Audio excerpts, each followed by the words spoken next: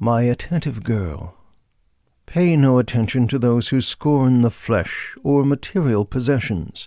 Hypocrites! We are all captivated by manifestations of beauty.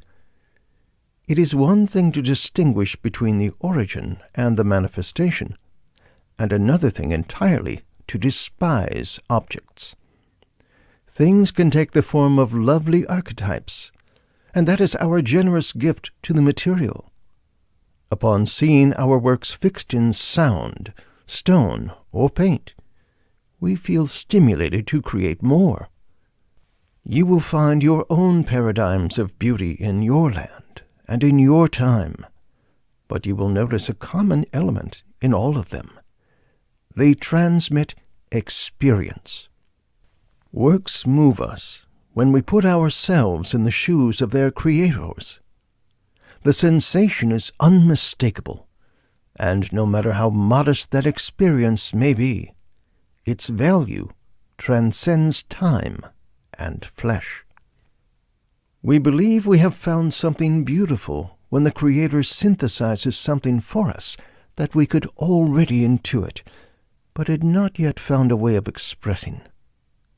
To create something beautiful is the most generous use we can make of our time, as we share our experience, and that synthesis takes root in others without the need for them to suffer through trial and error. This is why one must dismiss all attention to criticism and strip fame of all relevance. Fame is an illness that works contract when infected by opinion. Never feel obligated to admire anything. Be honest when there is no channel of communication between you and the work. For that, study the context of the Creator. You will be surprised by how many times critics find hidden messages and motives that never cross the mind of the artist. Instead of studying art, study history and practice an art. You will understand the absurdity of trying to separate the two. Use your pain to create something beautiful that leads others to experience it without the need to suffer it. Consume the beauty others have created, not because something is on a list of required reading, but because the work brings about an experience. A work is only as good as the change it produces in the viewer.